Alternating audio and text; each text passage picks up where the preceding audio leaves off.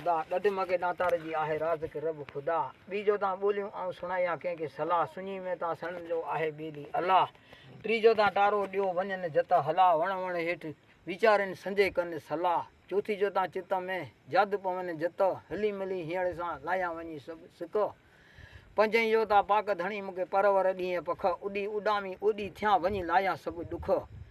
छहीं जो ता छपर में डूंगर ते ॾिठा जादू पवनि जीअ में अॼु मारू मुंहिंजा मिठा सतई जो ता साणे जा मूं वणप वञी ॾिठा सुखिया समाचार सेणनि जा अचनि मान किथां अठई जो ता ओठी अड़ा ऐं पलाणिया पेही मठी मुंहिंजे मन में सुनाया कंहिंखे वेही जा हथ तुंहिंजा नवई जो ता नेण गॼा मूंखे धीर सां दिलि में थी मठी त मारन जी ऐं सुणाया कंहिंखे चही ॾोही जो ता दसड़ा ऐं पुछाया पेही दूर मुंहिंजो ॾोरापो ॾिज निहापो नेही कारई जो ता कांगड़ा तूं सारी ॾिज सलाम लाया वञी लाखीणा ऐं मारन जी मयाल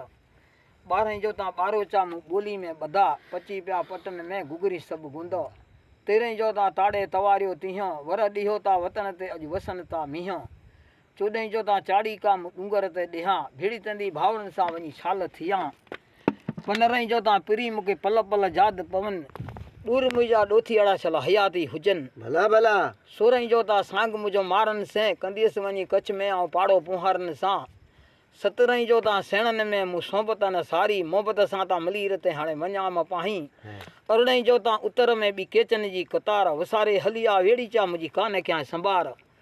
उणिवीह जो ता उन्ही ते कान मांजी मयाल जर जूं माझे जीअ में अॼु लोरी लख हज़ार वीह जो ता वतन ते हाणे कायो कच्छ वञनि कीन ॾुख कासू ते जेके ताणियो तंग ॿधनि हाणे हिकु ई जहिड़ी मूंखे अचे कान थी बाक़ी ॿावीह ठोकंदो ॿावीह जो ता ॿंधण मुंहिंजो मारनि से कोन ॾो कई जो मासे क़िस्मत कज़ा केही टीह जो ता टिकण अचे न उते खीरूं आयूं खाब में हाणे सांगियुनि जूं सुते चोवीह जो ता चयूं मूं ॻाल्हि अच खलक फिरी खूबी की हाणे चऊं तोड़े सच पंजवीह जो ता पिरी हाणे वरी ता अच कदुर सवा कलब ते कहिड़ो ॿारियां मच छहीं जो ता छॾे हलिया की न ॻणियो जत साणे में ता सभु कोई परवर रखंदो पत सताईं जो ता साणनि में